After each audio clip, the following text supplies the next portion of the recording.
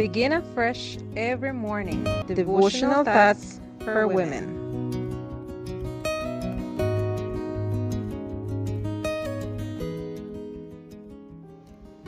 Hello, my beloved friends. Today, March 12th, 2023, our devotional is entitled A Goodbye Hug. The scripture reading is taken from Deuteronomy chapter 31, verse 8.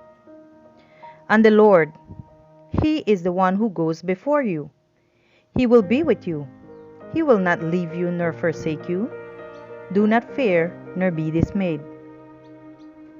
Although Joshua was a man of experience and of proven courage, Moses felt it was necessary for him to encourage Joshua before all of Israel, telling him to be of good courage and strength, Deuteronomy chapter 31, verse 7, and for him not to be afraid, verse 8. The assurance of God's presence and of glorious success was part of this moving final message. Joshua devoted the rest of his life to being an example of courage for those who witnessed this solemn assembly and heard these last words of Moses. Image that last embrace, as between a dying father and a son who would remain to represent him. The goodbye is long, the counsels unending. The development of our spiritual life goes in the opposite direction from our physical life. Our spiritual life begins with a total independence from God. Then, we enter into the struggles of our spiritual adolescence.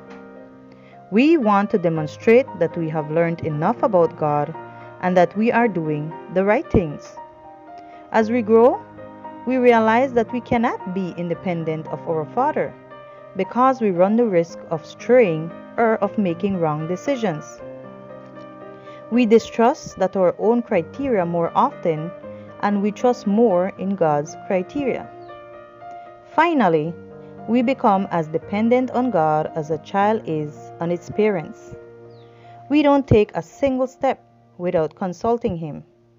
We don't let go of His hand, and sometimes we prefer for Him to carry us in His arms. The Christian always has a strong helper in the Lord.